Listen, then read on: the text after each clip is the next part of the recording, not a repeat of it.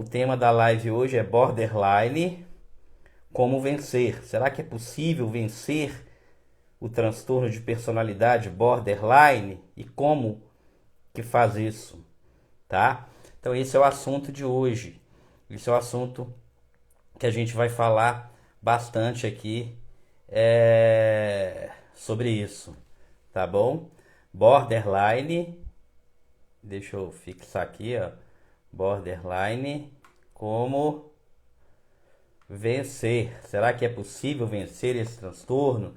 E afinal de contas, o que é esse transtorno de personalidade borderline? Aí que tanta gente fala, tantas pessoas falam, por que é um transtorno que gera muito sofrimento para quem tem, muitas vezes também para a família. A família sofre, as pessoas que convivem sofrem. Vamos tentar entender isso, vamos tentar dissecar esse transtorno aqui hoje, para a gente entender como que a gente vence isso, tá bom? Porque é extremamente importante a gente entender esse transtorno. Para quê? Para ficar aprendendo, para aprender, só para aprender? Não, só aprender por aprender é bom. Para quem gosta, é interessante. Mas mais importante do que a gente aprender o transtorno, aprender sobre ele, aqui eu vou tentar passar para vocês coisas práticas para que vocês possam aplicar isso na vida de vocês e de alguma forma contribuir aí para um primeiro passo importante rumo a vencer esse transtorno, tá? Não tem como, gente, não tem jeito de vencer o transtorno de personalidade borderline sem entender o que está por trás.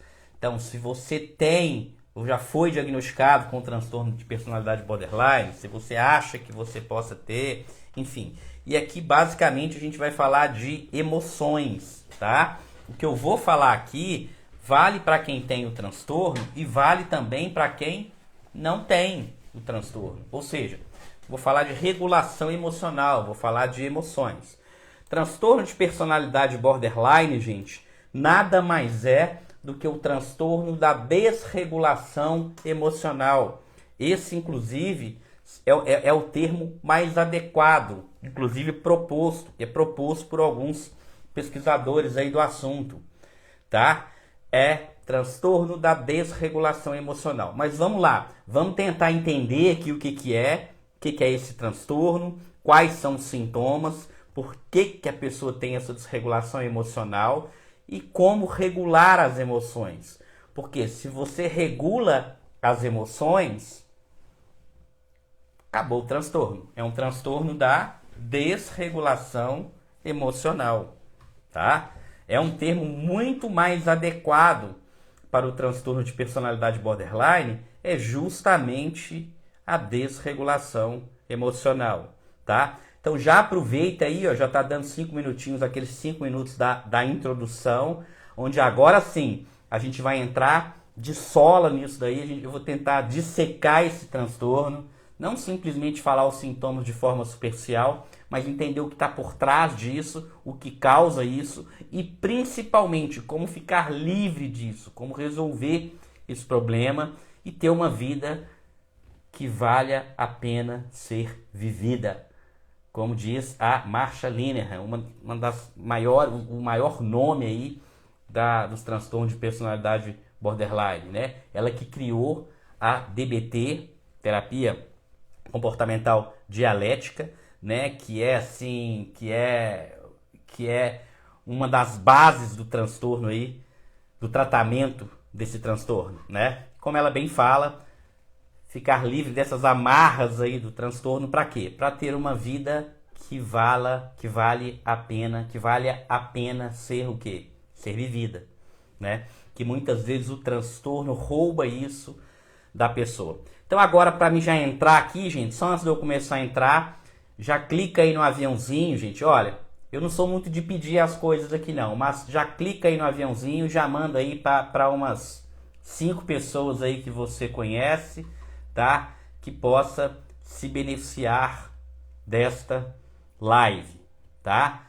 Clica no aviãozinho e manda aí para umas 5 pessoas que possa se beneficiar dessa live, que assim como você, eu tenho certeza, se você prestar atenção no que eu falar aqui e colocar em prática, você vai ver que é sim possível vencer o transtorno de personalidade borderline, tá? Então já manda aí para mais umas 5 pessoas aí que eu tenho certeza que vai ser muito útil, tá bom? Gente, passar brevemente aqui por alguns conceitos, mas eu quero já entrar no que realmente interessa, tá? Que é como vencer transtorno de personalidade borderline. É isso que interessa, como vencer. Mas antes da gente chegar nesse ponto de como vencer, vamos falar basicamente o que é, o que a pessoa sente, por que a pessoa sente e como que a gente corrige isso que está alterado, tá bom? Borderline, gente, quando começou lá atrás, né, esse termo, de onde vem esse termo?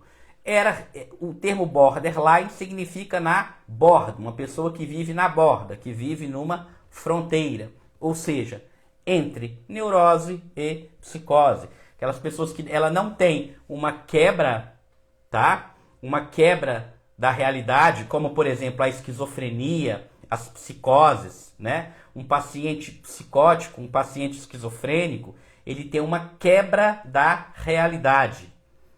As neuroses, de um modo geral, não. O termo borderline foi colocado aí para mostrar o quê? Tá? Para mostrar que está na borda, está no limite entre o que é a realidade e o que é irreal. É um termo que hoje é um termo que não é muito legal, assim. É o termo que é usado na nomenclatura oficial, né? Mas não é um termo assim mais adequado. Gente, o que vai resumir mesmo o transtorno de personalidade borderline é o transtorno da desregulação emocional, tá? Claro, né? Tanto que na CID-10, que é a classificação internacional das doenças, fala do transtorno da instabilidade emocional, né? Por quê? Transtorno de personalidade borderline é um transtorno que vai causar um padrão de instabilidade emocional e comportamental. E a gente vai ver aqui agora por que emocional e comportamental. É muito simples eu chegar aqui e ler para vocês. Olha, é o transtorno de saúde mental que pode causar um padrão de instabilidade comportamental nas relações interpessoais, na autoimagem e nos afetos. Ok, esse é o transtorno de personalidade borderline. Tchau, acabou a live. Claro que não, gente. Isso aqui é uma definição muito simplista. É isso, o transtorno ele é isso. Mas a gente precisa entender que o que está por trás disso. Quando a gente entende isso, quando a gente entende essa instabilidade emocional e comportamental, e quando a gente entende que esse problema de comportamento, tá? Ele está muito associado com a desregulação emocional. Pera aí, gente. Só um minutinho. Ok. Bom, transtorno de personalidade borderline, então é isso, tá? Pode causar um padrão de instabilidade comportamental nas relações interpessoais, na autoimagem e nos afetos, tá? Gente, mas é muito importante a gente entender que esse problema de relacionamento que a pessoa tem, antes de virar um problema de relacionamento, virou-se um problema de comportamento por conta das emoções. E é isso que a gente tem que entender aqui. Eu vou falar de alguns medicamentos, mas mais importante do que o medicamento nesse momento é a gente tentar entender a análise funcional, tá? Por que que a pessoa muitas vezes está se perdendo, assim. Personalidade, então, o que é a personalidade? Personalidade...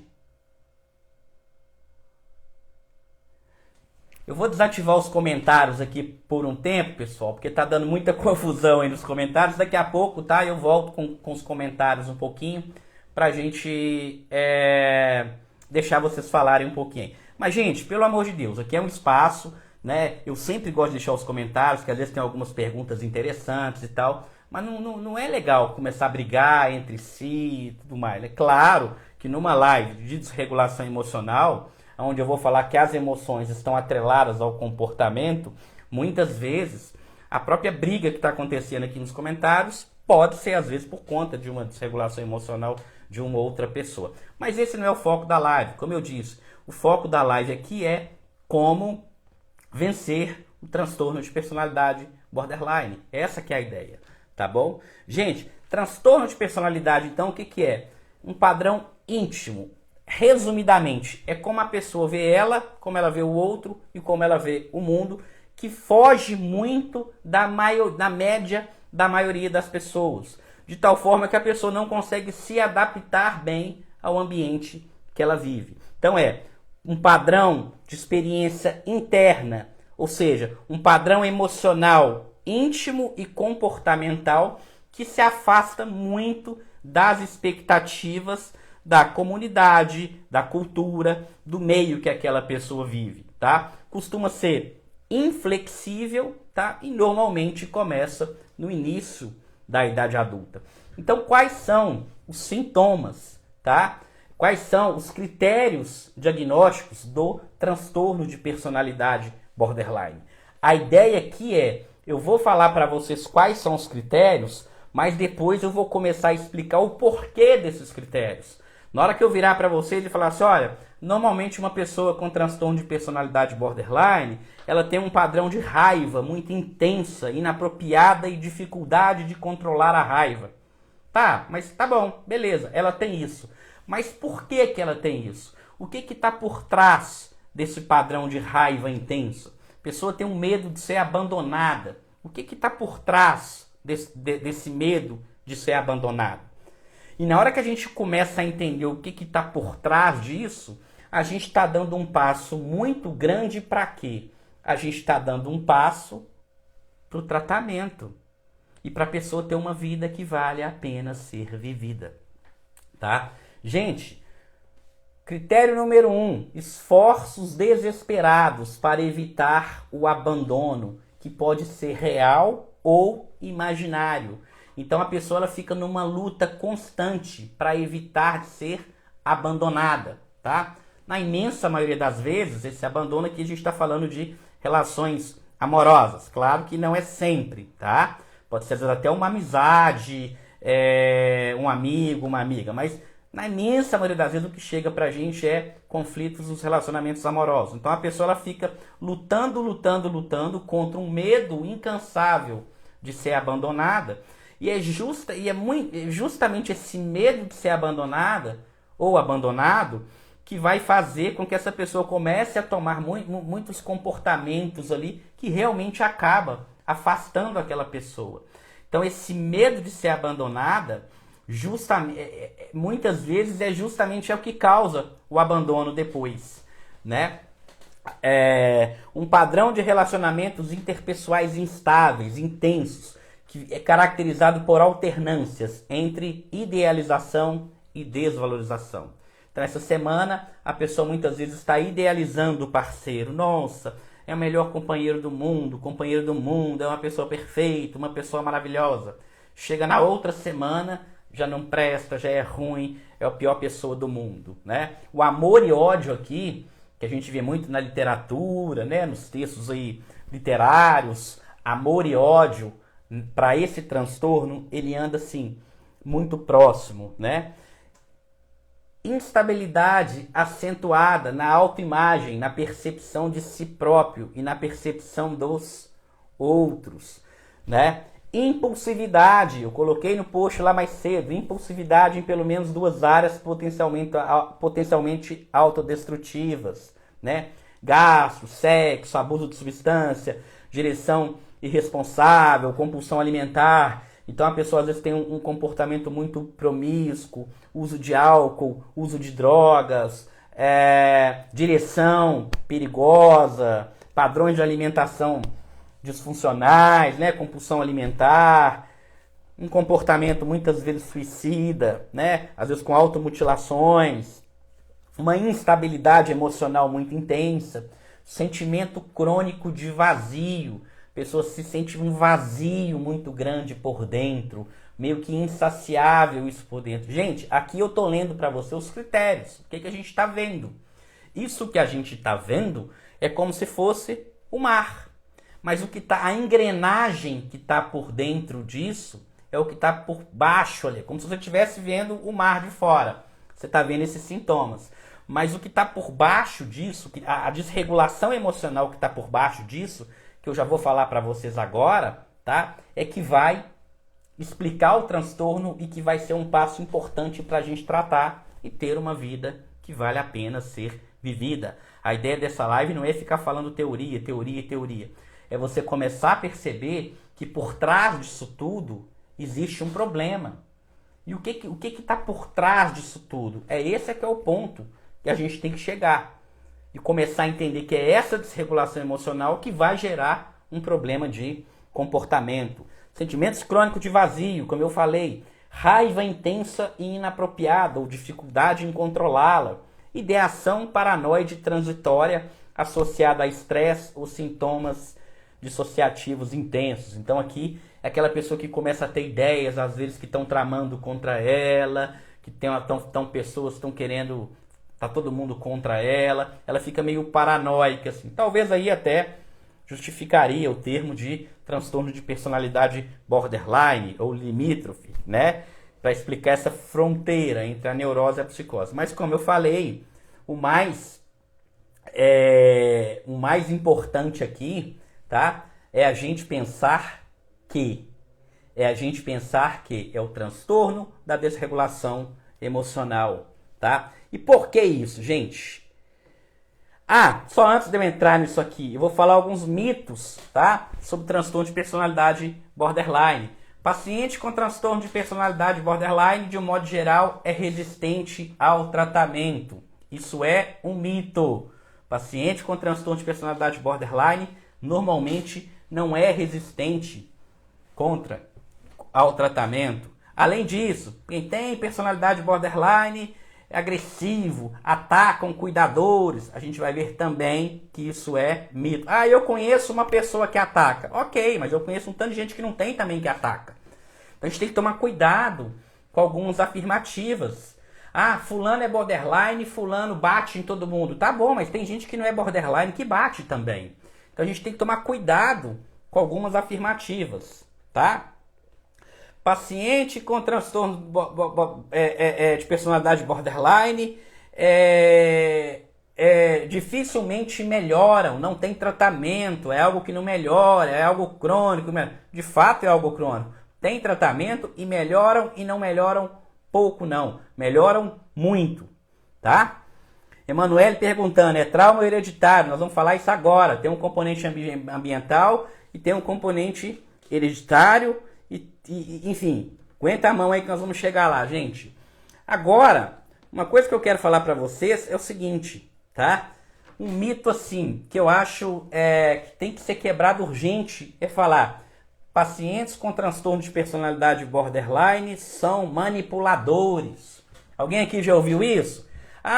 Quem tem borderline manipula as pessoas. Quem tem borderline é uma pessoa manipuladora. Eu conheço uma pessoa que finge. Às vezes a gente via isso, não sei se acho que até hoje deve ter, mas como eu estou um pouco fora de pronto-socorro atualmente, mas na época que eu fazia plantão em pronto-socorro, às vezes um paciente chega lá, as pessoas até falam, tá manipulando, tá piscando o olho, tá fazendo isso, tá manipulando, tá não sei o quê.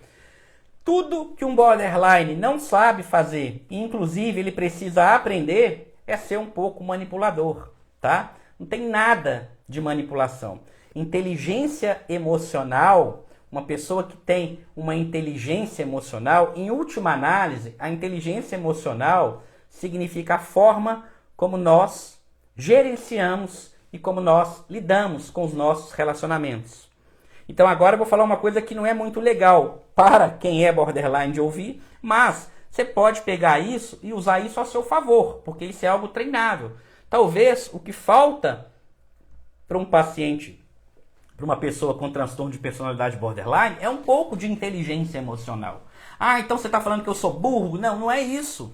Estou falando que essa inteligência emocional é que precisa ser aprendida, é que precisa ser desenvolvida.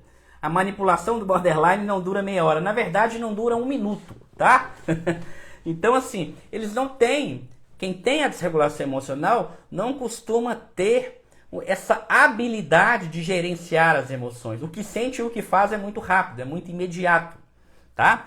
Então, a gente precisa tirar alguns mitos assim. Ou seja, o que falta no paciente borderline é justamente essa capacidade de manipular um pouco, coisa que político, de um modo geral, tem de sobra. Um político está a fim de matar o outro, mas ele janta, ele toma um café, ele sorri, né? Um borderline na política não iria sobreviver muito, porque se ele está com raiva, ele grita, ele xinga, ele bate na mesa, ele aquilo. Então, assim, é o contrário disso. Essa falta de habilidade de gerenciar as emoções é que faz com que ele sente e ele expressa imediatamente. E isso gera muitos problemas. Essa ideia, eu sou sincera demais, eu sou sincerão, eu falo tudo que eu penso, eu falo tudo que eu sinto, né? As pessoas às vezes falam isso contando uma vantagem, isso não é vantagem nenhuma. Ser sincero demais até certo ponto, tem nada de vantagem nisso. Tem nada de vantagem, né? Você não gostou do vestido da pessoa, você vai falar que você não gostou? Você não gostou do jeito da pessoa, você vai falar que você não gostou? Sou sincero. Beleza, você é tão sincero, tão sincero, tão sincero, que às vezes por isso que as pessoas estão te evitando, né? Então, ser sincero demais, coisa que emocionalmente a gente pode dizer que o borderline, ele é muito sincero emocional. Aquilo que ele sente, ele já expressa. E isso começa a dar muito problema. Gente, agora que eu quero entrar aqui, tá, no que realmente interessa para a maioria das pessoas que estão aqui, tá? Agora que a gente vai entrar no que interessa. Tá, você falou os sintomas, você falou os sintomas, você falou algumas coisas. Agora eu quero entender o seguinte: por que que eu sinto isso tudo? E por que que minha vida está uma bagunça? Eu sinto essa desregulação emocional e eu acabo brigando com todo mundo. Eu sinto que as pessoas estão eu sinto que as pessoas estão me evitando. E por que isso? Gente, o borderline, nas palavras até da Marsha Linehan, que é a maior estudiosa do mundo desse assunto, ela fala que é como se o borderline tivesse uma queimadura de 90% no seu corpo. Imagina que você vai num clube, vai numa praia, ou mesmo fica no sol o dia inteiro. E aí você tem aquela queimadura que você fica vermelhinho, igual um pimentão. Inclusive eu estou um pouco vermelho de sol, tá vendo, gente? Imagina você com o corpo todo você ficou no sol o dia inteiro, o sol rachando em cima de você. E aí chega no final do dia, você tá todo queimado. E aí chega uma pessoa para te abraçar, né? Um homem tá lá sem camisa, a mulher tá de biquíni, toda queimada, a pele toda queimada, toda vermelha, a pele vermelha. Chega uma pessoa para te abraçar, para te cumprimentar e dar um tapinha nas suas costas. Você tá com aquela queimadura assim, brava nas costas. O que acontece na hora que a pessoa te abraça? Ou na hora que a pessoa te dá um tapinha nas costas?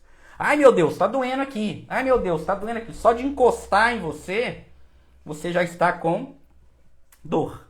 E na verdade, essa correlação que ela faz é muito interessante. Ela fala que os borders são como pessoas com queimaduras por 90% do seu corpo. É como se faltasse uma pele emocional. Sentem uma agonia ao qualquer movimento, qualquer coisinha que fala. É um famoso pisar em ovos. Qualquer coisa já interpreta como algo pessoal, já emociona muito e já se comporta muito. Então é tudo muito intenso. O tempo entre pensar, sentir e agir, ele é mínimo. É como se a pessoa tivesse com a pele queimada. Só de encostar, ela já dá um grito, né? Só que a pele aqui, nós estamos falando uma pele emocional. Uma pele emocional. E o que é emoção? Aqueles que já me acompanham de várias lives aqui, que me perdoem, mas eu preciso repetir o que é emoção. Tem gente aqui que fala, vai falar de emoção de novo, porque com várias lives eu falo. Mas tem gente que está aqui a primeira vez, né? Emoção é tendência à ação. A palavra emoção significa tendência à ação. Tudo aquilo que eu sinto, eu tenho uma tendência a agir, né? Então, a emoção é uma tendência à ação. Se eu estou alegre, eu tenho uma tendência a querer abraçar as pessoas, relacionar com as pessoas, beijar as pessoas. Graças a Deus que agora está voltando, né? Essa pandemia passando aí, né? Se eu estou alegre, eu tenho uma tendência de querer me aproximar das pessoas. Se eu estou com medo, eu tenho uma tendência a me afastar, a me esquivar. Se eu estou com raiva, eu tenho uma tendência a querer brigar. Se eu estou com nojo, eu tenho uma tendência a querer me afastar. Se eu estou com uma emoção de compaixão, eu tenho uma tendência a querer ajudar. Toda emoção, gente, é uma tendência à ação. Ou seja, todo comportamento ele é motivado por uma emoção. Ninguém bate numa outra pessoa se ela não tiver com um estado emocional de raiva, com um estado de irritabilidade. Ninguém grita com uma pessoa se ela não tiver com raiva. As pessoas estão se amando, elas vão falar baixinho, vão chegar próximo, vão ficar juntinho. As pessoas estão se odiando, elas começam a gritar, né? Você fica com pena de uma pessoa, você é instalado pela emoção da compaixão, você vai querer ajudar. Então, toda emoção é uma tendência à ação, tá? E emoção, gente? E emoção é algo mental ou é algo corporal? Emoção é algo que está na mente ou é algo que está no corpo? Eu sempre faço essa pergunta, né? O que é? Ah, não, emoção é só pensar positivo. Se você quer ter uma emoção boa, é só pensar positivo. Se você quer ter uma emoção ruim, é só pensar negativo. Emoção não é pensamento, gente. Emoção não é só mente, viu, Elaine? Emoção é mente e corpo. Emoção a gente sente no corpo. Quando você está com raiva, você sente a emoção raiva. Você sente seu corpo esquentando. Você sente a sua musculatura contraindo. Quando você está agoniado, você sente um aperto no peito. Uma angústia, a angústia não é algo só na mente, é algo no corpo. E esse aqui é um dos problemas que começam aí. As pessoas acham que emoção é só na mente. Emoção está na mente e no corpo. A Ana está falando, eu tremo. Ansiedade, normalmente, está associado com tremores, né? Então, assim, as emoções é algo que eu sinto. Tanto que a gente fala, eu estou sentindo raiva, eu estou sentindo angústia, eu estou sentindo medo. Eu não estou pensando medo, eu estou sentindo medo, é algo que eu sinto no corpo. Claro que associado com esse sentimento, eu costumo ter também pensamentos, tá? Mas é algo que eu sinto. Ok, se é algo que eu sinto, é algo que eu tenho uma tendência a uma ação. Além de eu sentir, ela me move a fazer algo. E normalmente, as emoções vão ser classificadas em positivas e negativas, o que não é uma classificação muito legal, porque na verdade, a classificar uma emoção em emoção positiva e negativa, a gente está falando que é uma emoção boa e emoção ruim, sendo que todas as emoções elas podem ser boas, desde que a gente saiba usá-las. Mas, quando a gente fala positiva e negativa, a gente está falando de valência, ou seja, é uma sensação agradável de sentir e é uma sensação desagradável de sentir. Gente, essa parte aqui é fundamental para a gente pensar em termos de tratamento, para a gente pensar em termos de vencer o transtorno de personalidade borderline. Porque aqui eu estou falando um conceito de emoção e esse conceito vai ser fundamental para poder entender o tratamento, tá? É fundamental. Então, eu tenho uma emoção.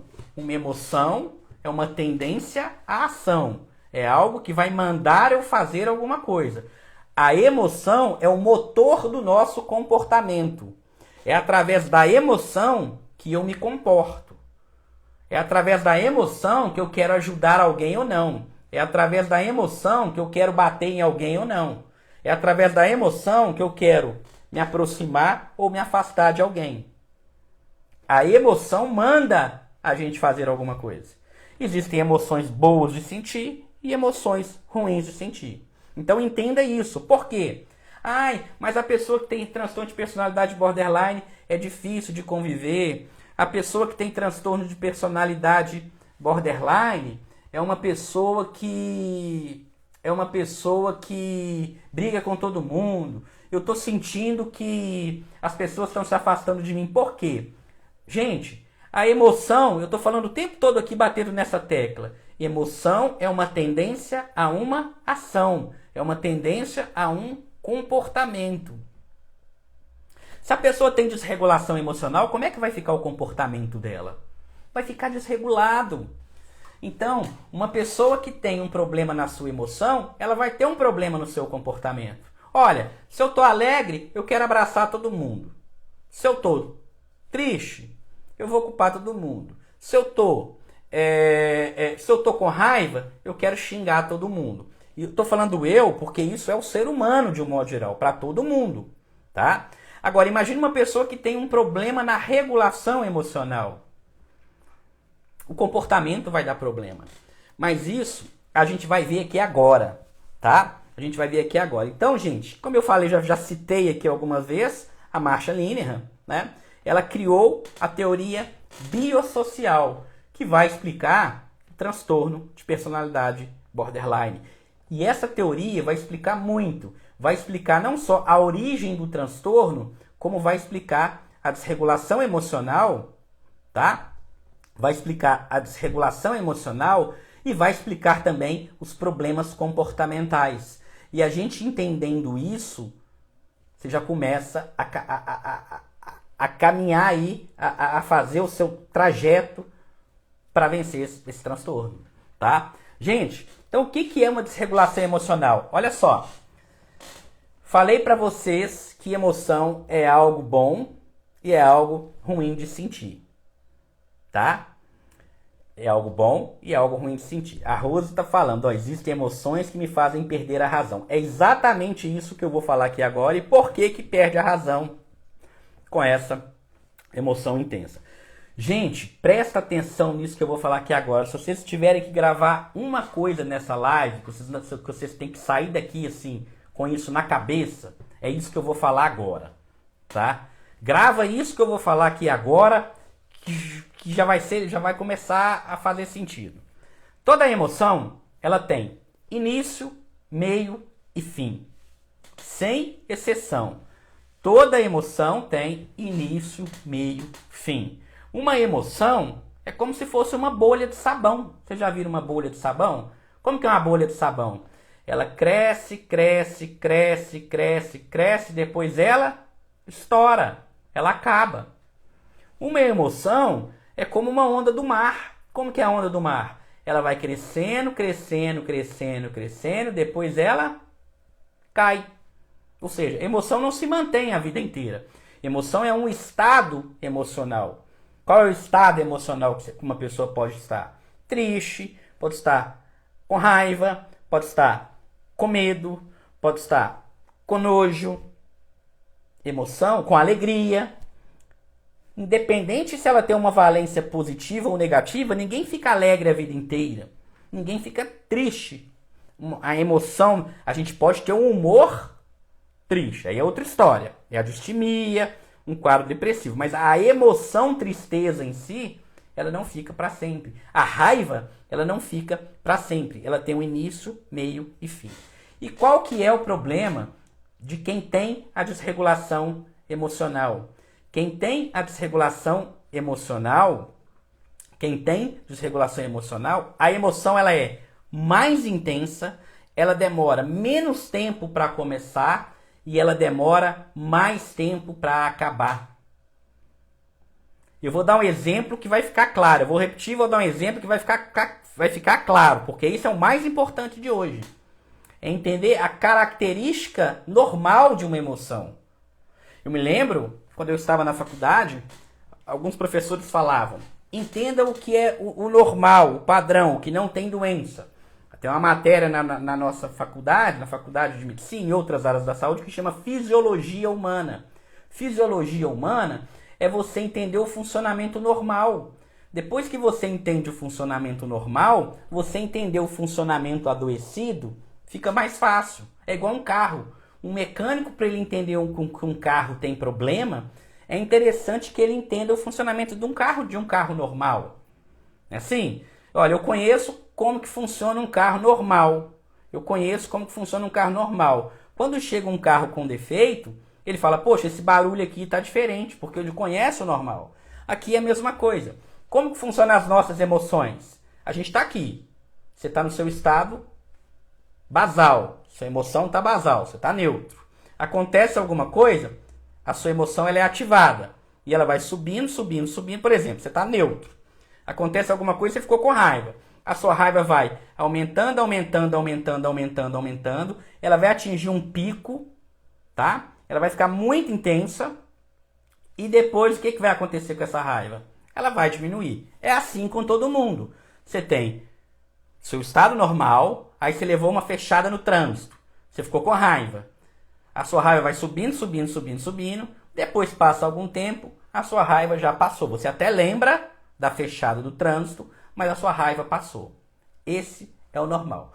O problema é que quem tem desregulação emocional, a intensidade da emoção é mais alta, o tempo que ela demora para atingir essa intensidade é mais curto, e o tempo para essa emoção passar demora. Então, imagina o seguinte, tá? Vou dar um exemplo para vocês vão entender isso. Imagina duas irmãs, tá? Duas irmãs, uma irmã liga para outra e fala, ô fulana, vamos no cinema hoje?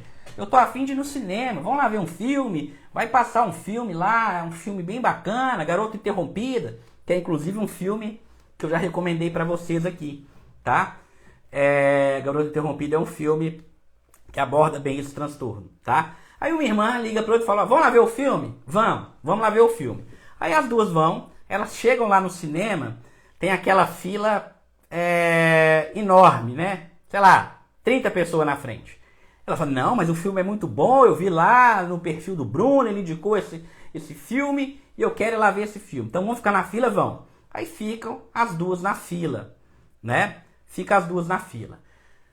Depois de 2 horas na fila, na hora que é a vez delas, a moça lá do cinema falou assim, olha, eu até deveria ter avisado vocês, eu vi lá que vocês estavam lá no final da fila, eu vi, só tinha mais 30 ingressos, e não tem ingresso mais para vocês. Infelizmente, vocês não vão poder assistir o filme hoje, porque não tem vaga mais no cinema, né? Imagina as duas irmãs. Agora, uma irmã tem desregulação emocional e a outra irmã não tem. Imagina esse cenário, tá? As duas ficaram 1 hora na fila e aí chegou na vez delas, a moça do caixa falou, não tem mais vaga no cinema, vocês não vão ver o filme hoje, vocês não vão assistir o filme hoje. Todas as duas, gente, é isso que a gente tem que entender. Todas as duas vão ficar com raiva. Mas o que vai diferenciar uma pessoa que tem desregulação para uma pessoa que não tem? Aquela pessoa que não tem desregulação emocional, ela vai ficar com raiva, passado alguns minutos a raiva passou, ela vai virar e falar assim, ô irmã, vamos fazer outra coisa então? Vamos dar uma volta no shopping e outro dia a gente vê o cinema. Por quê?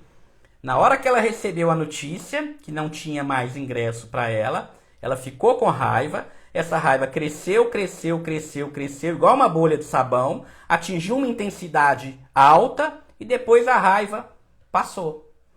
Agora imagina a outra que tem uma desregulação emocional. Ela atinge essa raiva muito intensa. Essa que não tem desregulação emocional, vamos supor que você fala, olha, de 0 a 10, qual que é a raiva que você tem? Ela fala, eu classifico minha raiva com 5. Mas já está passando, minha raiva já está 1. Já estou de boa, vamos fazer outra coisa. E a pessoa que tem desregulação emocional? Não, minha raiva está em 10. Eu estou morrendo de raiva. É um absurdo. Eu arrumei, eu saí de casa, eu vim no shopping, eu fiz tudo, eu li a sinopse do filme, eu tô louca para ver o filme, e isso, não pode ser assim não. Eu quero falar com o gerente, porque é um absurdo, tem que abrir uma exceção, eu tenho que ver. E ela vai ficar com essa raiva, muitas vezes, o dia inteiro. Enquanto a irmã, 10 minutinhos, 15, com 20 minutos, ela já teve uma raiva, e essa raiva já passou, e ela já está em outra. A pessoa com desregulação emocional, ela vai ficar ruminando essa raiva o dia inteiro. Gente, e aqui se vocês ligaram o que eu falei, quem tem uma emoção intensa vai ter problema com o quê? Vai ter problema com comportamento. Por que que vai ter problema com comportamento? Porque quem regula o nosso comportamento é as nossas emoções. Tudo que a gente faz é baseado em emoção. A gente está aqui agora com com 411 pessoas na live. Se eu começar a falar alguma coisa aqui que vocês não gostarem, eu estou mexendo com a emoção de vocês, automaticamente vocês vão começar a sair daqui. E o contrário, se eu mexer com a emoção de vocês, falar, cara, faz sentido o que ele está falando, isso que ele está falando mexeu comigo, de alguma forma, vocês vão ficar aqui. Ou seja, o nosso comportamento, ele é moldado pelas nossas emoções. E se a minha emoção dura muito tempo, a tendência é que eu vou começar a fazer bobagens enquanto eu estiver nesse estado. E aí a sua emoção fica tão intensa, tão intensa, tão intensa, tão intensa, tão intensa. E aí você tá lá tomando um guaraná, você tá tomando uma água. O que você faz? Você joga na cara da atendente, a coitada que tá lá trabalhando o dia inteiro, que não tem nada a ver com isso. Você joga na cara dela. Aí você chama ela de tudo quanto é nome. Você fala que ela é uma sem isso, que ela é uma sem aquilo, que ela não tem coração, que ela não tem... Você xinga ela toda. Você trata a moça assim, igual, né, uma coitada. E ela tá lá. E ela tá lá trabalhando e tal, não tem culpa nenhuma, recebendo ordem. E você sabe disso, que ela não tem culpa. Mas na hora que você tá ativado emocionalmente, você não pensa sobre isso. E a sua irmã, já passou a emoção da sua irmã. A sua irmã tá falando, gente, vambora, tá de boa, vambora, para com isso, não briga não. E tal, e fica aquela confusão. Aí chama o segurança do shopping. E aí você xinga o segurança do shopping. E faz aquela confusão toda. Gente, mas vocês lembram que eu falei que toda emoção tem início, meio e fim. Até para o borderline. Só que para o borderline, para quem tem desregulação emocional, vai demorar mais a passar. E a sua irmã recuperou com 20 minutos. Você vai recuperar com 10 horas. E aí beleza, aí resultado, né? Te expulsaram do shopping, porque se a mulher falou que você não ia ver, ele não vai ver. Te expulsaram do shopping. Você tá lá com seu cabelo todo atrapalhado, porque deu confusão, né? E aí você vai para casa. A sua emoção, a emoção da raiva, vai passar. Porque toda emoção passa. Toda emoção passa. E a sua emoção da raiva vai passar. Só que ela vai demorar, mas ela vai passar. E aí na hora que a sua emoção da raiva passar, você começa a contabilizar, você começa a fazer os cálculos mentais do tanto de cagada que você fez. Me desculpem o termo. Você começa a falar, meu Deus, agora que eu tô raciocinando. Agora que eu tô raciocinando, eu não podia ter feito isso com aquela moça não, coitada. Ela não tinha nada a ver com isso. Ela só deu uma ordem. Né? E aqui, ó, a Raíssa fez um comentário interessante. Olha, eu nunca agredi ninguém também. Já fui agredida, mas não fiz nada por autocontrole nessa parte. Ô, gente, foi muito bom ela ter comentado isso, porque aqui eu estou falando, tá? De uma pessoa que está externalizando muito a sua raiva nesse sentido. Só que muitas vezes, tá? A pessoa não faz isso com o outro, mas ela faz com ela própria. A pessoa pode se machucar. Ela sai do cinema e não vai bater na mulher do caixa, mas ela vai e se corta. Ela sai do cinema e vai beber. Ela sai do cinema e vai comer compulsivamente. Ela sai do cinema e vai usar drogas. Ela ou ele, tá, gente? Eu tô falando ela e ela, mas é porque é mais prevalente em mulher, mas vale para os dois sexos. Ela sai do cinema, a primeira pessoa que ela vê na rua, ela vai querer ter relação sexual, promiscuidade. Então, é um comportamento que essa pessoa vai ter que vão ter consequências negativas para ela própria. Então, assim, o exemplo que eu estou dando aqui é para ilustrar como que uma desregulação emocional afeta os seus relacionamentos. Agredir com palavras, o Arroz está falando, né? Álcool, Douglas está perguntando, poderia falar sobre o álcool? Todos esses comportamentos são comportamentos que a pessoa vai tentar usar esses comportamentos para quê? Pra quê, gente? Pra que uma pessoa vai xingar atendente? Ou se a pessoa fala, nunca xinguei ninguém. Pra que a pessoa vai se cortar? Pra que a pessoa vai usar drogas? Pra que a pessoa vai ter compulsão alimentar? Pra que a pessoa vai ter promiscuidade? Pra que a pessoa vai sair dirigindo o carro sem noção? Por que isso? Porque ela quer o quê? Ela quer aliviar aquela emoção. Ela quer aliviar aquela emoção que, nesse caso, é uma valência o quê? Ruim de sentir. É algo ruim de sentir. A pessoa não quer sentir aquilo. E aí ela vai arrumar mecanismos para acabar com aquela dor. Fugir daquela dor. Tá? Aí eu não vou entrar nesses conceitos. A Simone falou fuga, né? Tem a fuga, tem a resignação, tem a hipercompensação. Nesse caso de brigar, por exemplo, seria um comportamento hipercompensador. A pessoa cresce para cima do outro. Mas, por exemplo, um mecanismo de fuga seria usar o álcool, por exemplo. Então, e quando a pessoa começa a entender isso, caramba, eu estou querendo xingar a moça. Não, mas eu estou querendo xingar ela, faz parte da minha desregulação emocional. Eu tô muito ativado emocionalmente, então eu tenho que contar até 10. E aí tem as estratégias que eu vou tentar falar para vocês aqui. Tá? Então, Então, assim, a gente precisa pensar, tá? A gente precisa pensar nisso, né? Olha, eu vou lá, vou fazer isso tudo, eu vou brigar, eu vou beber, eu vou me machucar, não sei o quê. Quando você identifica os gatilhos, identifica as suas emoções, identifica o que você está fazendo, você vai começar a ver que aqueles comportamentos que você está usando para neutralizar a sua emoção, eles são comportamentos que não funcionam. E aí que está o problema. Vamos pegar um exemplo? Você xingou a moça lá do cinema, né? O que acontece quando você chega em casa, quando que a sua emoção passa? A sua emoção de raiva passa. Porque toda emoção passa. E aí na hora que a sua emoção de raiva passa, você começa a fazer a contabilidade das bobeiras que você fez. Quando você faz as contabilidades das bobagens que você fez, uma outra emoção surge. Passou a raiva, mas agora entra outra emoção. Entra uma emoção de tristeza, entra uma emoção talvez de vergonha, entra uma sensação de fracasso. E aí muitas vezes você vai fazer o quê? Você vai beber, você vai usar droga, e aí vira um ciclo. E aí quando você fica nesse ciclo, a tendência é que o transtorno só piore. Até culpa, né? A Cosmo está falando culpa. A tendência é que o ciclo só piore. Então é importante você reconhecer esse ciclo e é importante você tratar esse ciclo, tá? Reconhecer esse ciclo e tratar esse ciclo. Isso é fundamental. Tratar como? Identificar esse ciclo e lançar mão de estratégias para isso. Tá? Gente, e aqui vale, tá? E aqui vale um conceito muito interessante, tá? Que na verdade nem é um conceito específico do borderline, mas é um conceito da própria funcionamento mental. Aquilo que a gente chama de locus de controle externo e locus de controle interno. O que é um locus de controle externo?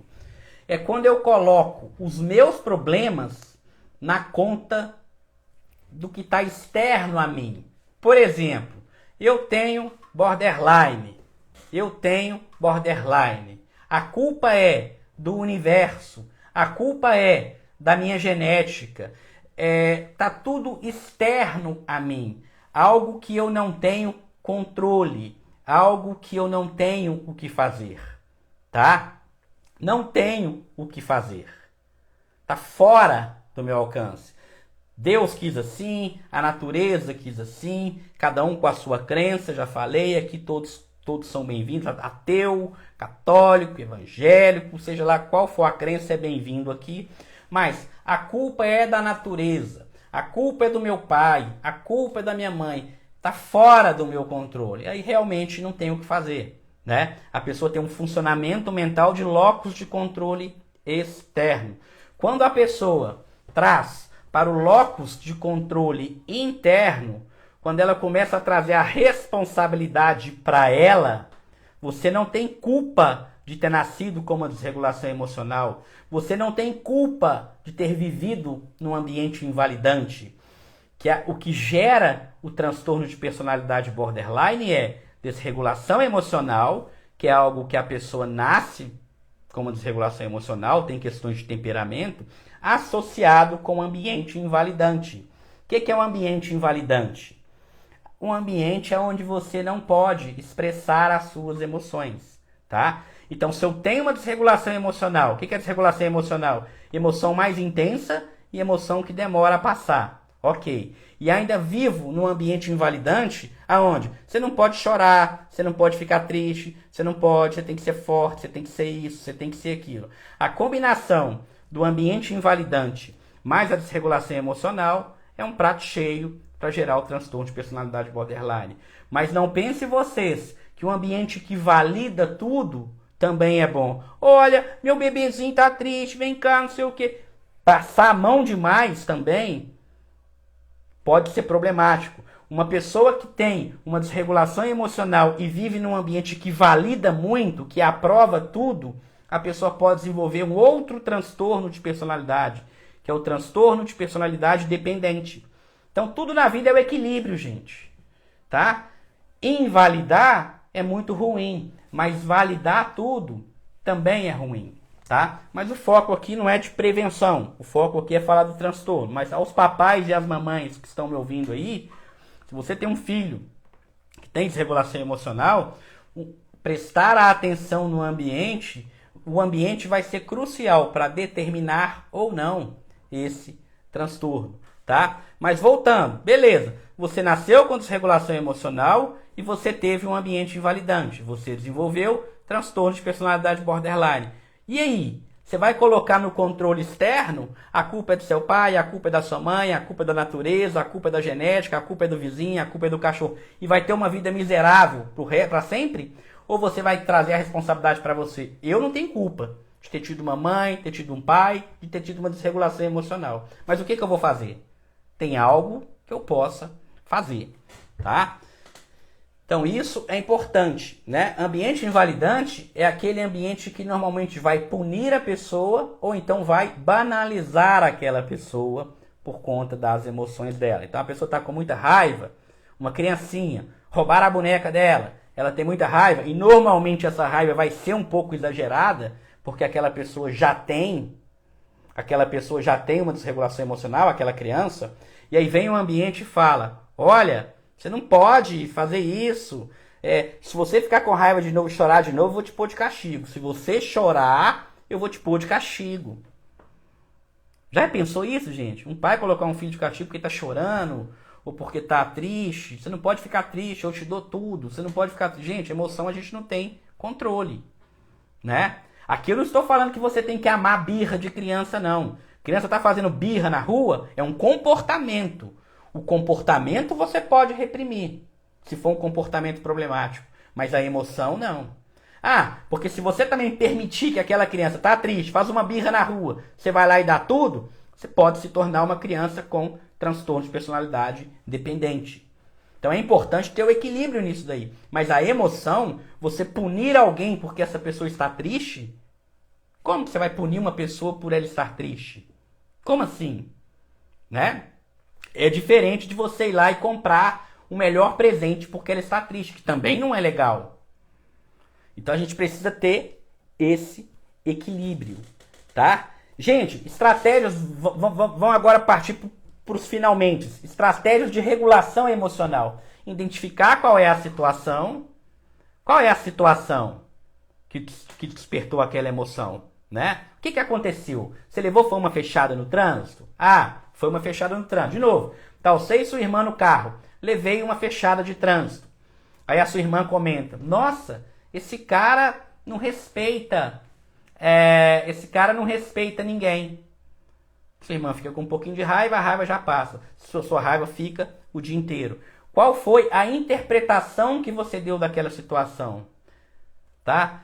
Estão perguntando se tem cura ou não. O conceito de cura, ele é muito amplo, tá? De um modo geral, sim. A pessoa consegue a pessoa consegue reduzir esses critérios diagnósticos que ela tem. Então tem sim cura, mas a cura aqui não é uma cura tradicional, né? Ah, nunca mais eu vou ter sintoma nenhum. A pessoa sempre vai ter uma tendência a ser um pouco mais explosiva. Mas eu já fiz live exclusiva sobre cura, tá? Se entrar lá no meu canal do YouTube, vocês vão ver que tem live exclusiva sobre cura. O grande problema aqui é que a pessoa imagina, quando a gente fala em cura, a pessoa imagina que então eu vou virar um monge budista, né? Um borderline, se tornar um monge budista zen, vai ser pouco provável, né? Ter uma tendência a ser uma pessoa mais agitada.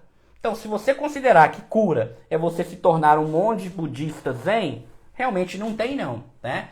Agora, se você considerar que a cura é viver tranquila,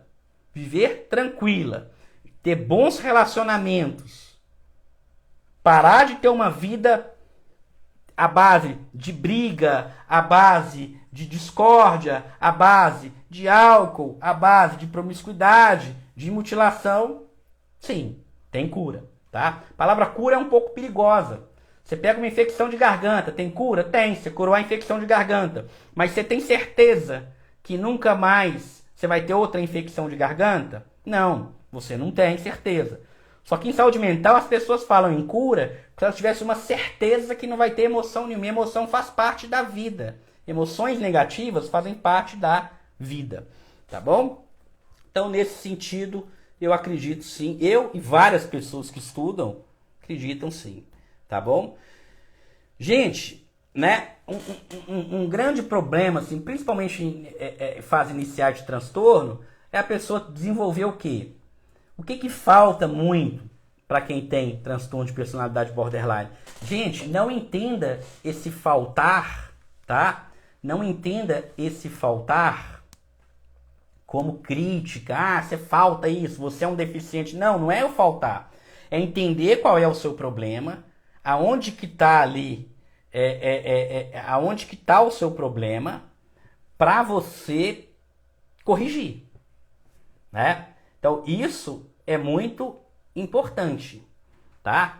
O que acontece, gente? Quando a gente tem um estímulo, tá? Quando a gente tem um estímulo, esse estímulo entra, ele chega pra gente, tá? Você tem um estímulo, ele vai entrar numa área do nosso cérebro que chama tálamo, tá? Sei lá, seu namorado brigou com você. Isso é um estímulo, tá? Vai entrar, chegar numa área do seu cérebro que chama tálamo. Esse tálamo vai mandar o sinal para duas outras áreas. Vai mandar para uma área que chama amígdala, e essa amígdala que vai ser responsável para gerar raiva, aquelas emoções de valência negativa, e vai mandar esse estímulo também para uma outra área chamada córtex. É o córtex que vai ser a parte sua racional. A amígdala vai ser a parte irracional, é a parte que quer quebrar tudo. Na hora que você brigou com a moça lá no cinema, é a amígdala que fez você brigar com a moça. O seu córtex não. Só que o processamento, ele vai para a amígdala muito rápido e vai para o córtex mais lento. E aí que está o grande problema. Quando você tem a sua mente comandada pela amígdala, a gente está diante de um fenômeno que chama sequestro da amígdala. Toda a sua amígdala assume o comando do seu cérebro. E é quando você faz bobagem. Só que enquanto você está fazendo bobagem, o seu córtex, ele está recebendo informação. Só que o seu córtex, gente, ele demora para funcionar. Ele é meio bobão, assim. Ele não é bobão, ele é muito esperto, mas ele é lento. Ele consegue resolver as coisas, mas ele é lento. Ele é mais lento. Né? A Mami Couto tá falando, acho que nem tem.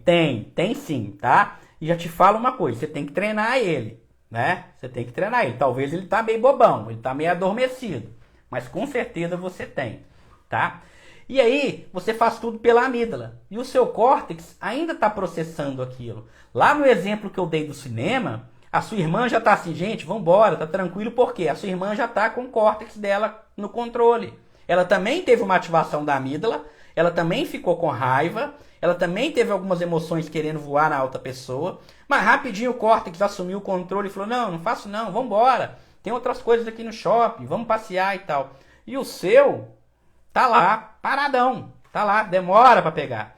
O problema é que depois que ele pega, muitas vezes aquele tanto de bobagem que você fez já veio, né? E aí, gente, boa parte da estratégia vai ser...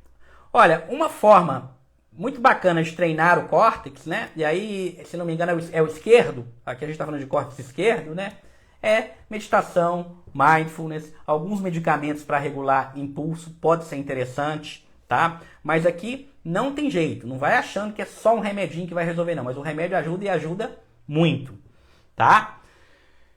Gente, diante dessa informação, se você já sabe que o seu córtex ele não está funcionando bem, ele é meio bobão, e quem está no comando é a amígdala, se você já vai treinando isso antes, quando você está lá no cinema, se você já tem essa informação, né? Se você já tem essa informação, você já pode, lá na hora do cinema, você fala assim, nossa senhora, eu vou voar naquela moça, eu vou matar aquela moça. Opa. Você já pode pensar e falar assim, pera, eu preciso ganhar tempo. Eu preciso ganhar tempo, porque meu córtex está funcionando ainda. Calma, respira. E aí tem sim, tá? Tem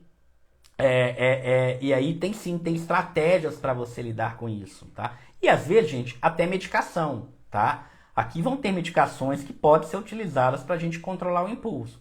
Mas, se durante um sequestro da amígdala você entende que aquilo vai passar, você entende, você faz uma desfusão, você não é a sua emoção, Porque na hora que você está se comportando, você se comporta como se você fosse a sua emoção. Quando você consegue fazer essa desfusão, tá? A Amanda perguntando, gostaria de saber qual medicação ajuda nesse caso. Gente, tem muita gente falando de medicação, então tem que falar uma coisa aqui para vocês. Em medicamento, existe um outro conceito, tá? Eu já fiz lives só sobre isso, lembrando que todas as minhas lives estão lá no meu canal do YouTube. Se você não me segue, quando acabar a live aqui, ou então corre lá e volta aqui, né? Lá no link da bio tem o link do meu canal do YouTube. Canal do YouTube é igual aqui no Instagram. Tudo aberto, tudo gratuito. Mas lá costuma ficar os vídeos mais longos e mais organizados. Então se você não me segue lá no YouTube, já clica no link e se inscreva lá no meu canal, ative o sininho que você vai ter acesso a todos os meus vídeos totalmente gratuito, tudo aberto. Tá bom? Gente, então olha só. Voltando aqui, né? Quando você tem esse sequestro da amígdala, a amígdala toma conta do seu corpo, você perde a noção do que você está fazendo. Então, se você consegue esperar, o tempo vai vir e o seu córtex vai funcionar, mas ele demora. E aí muita gente perguntando de medicamento, como eu falei, já tem live lá sobre isso, existe um conceito, gente, que chama epigenética. Existe um conceito que chama... Não, me errei, eu confundi. Epigenética tem a ver com isso também, tá? Que é a forma como os genes interagem com o ambiente. Mas no caso aqui é a farmacogenética. O que é farmacogenética? Tem a ver com epigenética também, tá? Mas se eu falar farmacogenética e epigenética, vai bagunçar a cabeça de vocês. Olha só, farmacogenética. O que significa isso? É a sua genética interagindo com o remédio. A farmacogenética é uma área da farmacologia que vai tentar responder perguntas do tipo: por que eu tomei esse remédio e não aconteceu nada comigo? Não senti nada, foi como se eu estivesse tomando água. Por que o meu vizinho tomou esse remédio e melhorou demais? Meu vizinho tomou esse remédio e melhorou demais. Eu tomei, não melhorou nada. Já o meu outro vizinho tomou e quase morreu. Olha só, 3 pessoas. Uma tomou, ficou ótima. A outra tomou, não aconteceu nada. E a outra tomou, quase morreu com o remédio. Por que isso acontece? Porque eu não estou entendendo, o remédio é o mesmo. Os miligramas são os mesmos. Por quê? Que para ele funcionou, para mim não funciona e para o outro quase morreu. né? É o campo da farmacogenética. É como que a sua genética interage, com o remédio. Por isso que não tem como eu chegar e falar, olha gente, a partir de agora eu quero que todo mundo tome esse remédio, que esse remédio é que vai funcionar para todo mundo. Não existe isso. O mesmo remédio pode funcionar para um, pode não funcionar para você, e para o outro pode fazer até mal. Porque isso é a relação da sua genética com o seu... A relação do seu corpo, né, a sua genética, com o medicamento. Às vezes você vai metabolizar bem o remédio, às vezes você não vai metabolizar, às vezes a concentração para você vai ficar baixa rapidinho, para o outro não. Um vai intoxicar, o outro não vai. Então não é tão simples, não é tão simples não. Não tem jeito da gente padronizar um remédio que funcione para todo mundo, tá? Cada organismo é único e a área que estuda isso é a farmacogenética, não tem jeito. Então, gente, uma estratégia, tá? Aqui acabou passando o tempo. Prometo para vocês que eu vou fazer uma outra live em breve sobre transtorno de personalidade borderline. Mas assim, uma estratégia muito legal que a gente às vezes usa, né? Principalmente em crianças, mesmo crianças sem desregulação emocional, mas isso vale para adulto também, né? É o semáforo, né? Ou então a habilidade de tolerância a mal-estar, a gente pode usar o semáforo, né? O semáforo da luz verde, amarela e vermelha, né? Então, se você... Gente, aí você vai falar assim, olha só, mas na hora da crise eu não vou conseguir fazer isso. Claro, você não vai pegar essa live e assistir ela na hora da crise. Mas se você já vai treinando isso antes, né? Se você já internalizou isso antes, com certeza na hora da crise você consegue aplicar algumas coisas, né? Tem intervenções tanto no pensamento, quanto nas emoções, quanto no comportamento. Por exemplo, no momento que você está ativada, naquele momento lá do cinema, que eu dei o exemplo, você está lá no cinema querendo quebrar tudo, né? Você pode usar a tecla. Você pode usar a técnica stop, né? Qual que é a técnica stop? Segure, observa, né? Segure o S. Dê um passo para trás. Você já está lá querendo bater na moça. Segura, dá um passo para trás, observa todo o ambiente, né?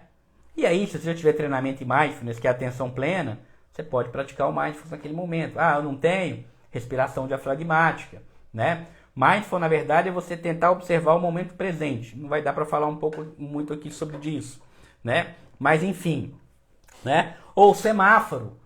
Com criança é muito legal você, às vezes até se você tem um filho aí pequenininho, até mesmo se não tem desregulação emocional, isso para educar a criança é muito legal. Você coloca um semáforo, né? Vermelho, amarelo e verde.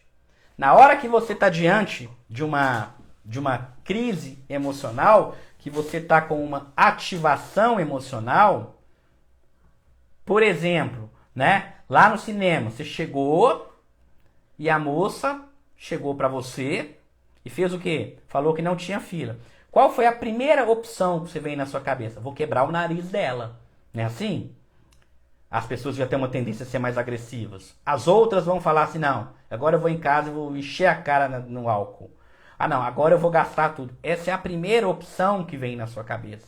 Normalmente, na hora que você é ativado emocionalmente, você só tem uma opção. E normalmente essa opção é péssima.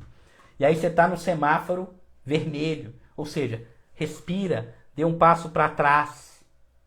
Dê um passo para trás. Ganha tempo. A ideia aqui é comprar tempo.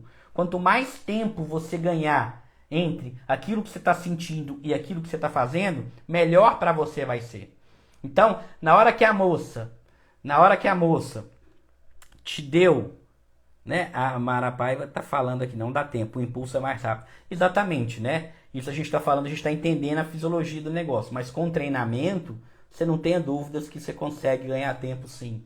Tá? É comprar tempo, é ganhar tempo. Na hora que passou algum tempo, você já sai da luz vermelha e vai para a luz amarela. A luz amarela, ela já te dá mais opções, né? Não, eu posso bater nela, eu posso beber todas, eu posso, de repente, mas se bem que dar a volta no shopping com a minha irmã não vai ser muito legal, não. Você ainda fica meio relutante. Quando vai passando o tempo, aí sim você está na luz verde. A luz verde já aparece várias possibilidades. A ideia é ganhar tempo. Alguns chamam de comprar tempo, né? Então é o seguinte, olha, eu estou com muita raiva do que aquela pessoa fez comigo. Aquela pessoa não podia ter feito isso comigo. Eu vou lá na casa dela agora, ou na casa dele, e vou quebrar o carro dele. Se eu virar para você e falar, não, não faça isso, não quebra o carro dele, não. Vou quebrar sim, porque você não conhece a figura, não sei o que e tal. Você não vai concordar, né? Agora, se você... Vou quebrar o carro dele assim. Então beleza, então quebra o carro dele, mas quebra semana que vem. Ou então quebra amanhã.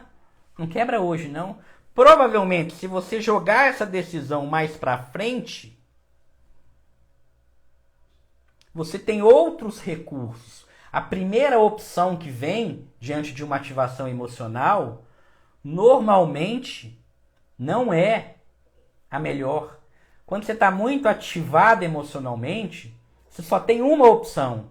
Se você espera algum tempo, você começa a ter mais opções. Por que mais opções? Porque, gente, quem estava aqui acompanhando a live vai saber. Por que começam a aparecer mais opções? Se você consegue ganhar tempo. Qual é a área do seu cérebro aí que está tomando conta agora? É o seu córtex que começou a funcionar. Quando você tem o sequestro da amígdala, só a sua amígdala está funcionando. Você não tem opções.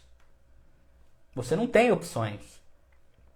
Se você ganha tempo, o seu córtex começa a funcionar. Ele começa a funcionar. Quando ele começa a funcionar, ele começa a colocar a amígdala no lugarzinho dela. Segura sua onda aí. Isso, gente, isso tem até um aspecto evolutivo. Eu só vou falar isso aqui para me já finalizar. Lembrando que todas as lives ficam salvas no meu canal do YouTube. Todas as lives ficam organizadas no meu canal do YouTube. Se você não me segue lá no YouTube, me segue lá no link na bio do canal e ativa o sininho e pode ver todas as minhas lives lá pelo YouTube. Gente, a nossa amígdala é um órgão mais... parte do cérebro, né? Ela é mais primitiva. Ela detecta ameaça, mas ela não consegue ver muito bem. Por quê? Imagina que você tá no meio da selva. E aí você vê um graveto. Lá no meio da selva você vê um graveto. Você não tem tempo para descobrir se aquilo é um graveto ou se aquilo é uma cobra que vai te atacar. No meio da selva você tem que se defender. Então a sua amígdala, ela vê ameaça em tudo. Sua amígdala vê um graveto, ela acha que é uma cobra. Sua amígdala vê um homem passando na rua, ela já acha que é um abusador de mulher. Sua amígdala, ela vê ameaça em tudo. Uma pessoa fala um pouquinho mais alto com você, a sua amígdala já fala, caramba, vai me matar. Ela não consegue fazer uma apuração mais fina. Ela não consegue falar, calma, gente, é só a moça do caixa. Não, ela vê perigo em tudo. A sua amígdala vê perigo em tudo. É o seu córtex é que consegue fazer uma análise mais detalhada do ambiente. O seu córtex faz uma análise mais detalhada do ambiente. A amígdala não, é ameaça em tudo. Então, se você é uma pessoa que é comandada pela sua amígdala, tudo é ameaça, gente. Você está no trabalho, seu chefe deu um copo d'água para sua amiga lá e não deu para você, seu chefe está te perseguindo. É a sua amígdala que está ali. Agora, se você ganha tempo, você consegue com que o seu córtex faça mapeie melhor esse ambiente. Tá bom, gente? Olha só, lembrando, tá? Essa live fica um tempo aqui no Instagram, tá? E logo ela já vai para o meu canal do YouTube. Todas as lives estão lá no meu canal do YouTube, organizadas, bonitinho. Na verdade, eu preciso dar mais uma organizada lá, mas está tudo bonitinho, organizado, tá? Se você não me segue lá no canal do YouTube, já pode me seguir lá. Clica lá no link da bio, se inscreva, ativa o sininho, que sempre tem vídeo lá. Coloquei um de transtorno de personalidade narcisista. Tem pouco tempo que eu coloquei esse lá. Assista lá que tá bem legal. Transtorno de personalidade narcisista é outro transtorno de personalidade que está no cluster B, que são os transtornos de personalidade externalizante. Quais são os transtornos de personalidade externalizante? Que externaliza para outras pessoas e para outras situações. né? Transtorno de personalidade borderline, transtorno de personalidade histriônico, transtorno de personalidade narcisista, tá, gente? Então, esses são transtorno de personalidade dependente também, transtorno de personalidade histriônico, tá? Narcisista, borderline, dependente, todos são do cluster D, que são externalizantes. E recentemente eu falei lá sobre o narcisismo também, tá bem legal. Então, se você não me segue lá no canal do YouTube, se inscreva, dá uma olhadinha lá no Narcisista e outros vídeos que tem lá, que vocês vão gostar. Beijo no coração de vocês, fiquem com Deus e até segunda-feira, às 20 horas, que eu vou falar, se não me engano, segunda-feira vai ser sobre transtornos de ansiedade, tá? Por que que a gente tem sintomas físicos? Lembrando, problema de personalidade muitas vezes vem associado com transtorno de ansiedade. Aqui a gente está separando por blocos, mas na vida real, muitas vezes as coisas acontecem juntas. Então, segunda-feira, por que temos sintomas físicos da ansiedade? Por que você tem palpitação? Por que seu coração acelera? Enfim, né? Coisa que tem também em quem tem transtorno de personalidade. Segunda-feira, às 20 horas, tá? Aqui no Instagram.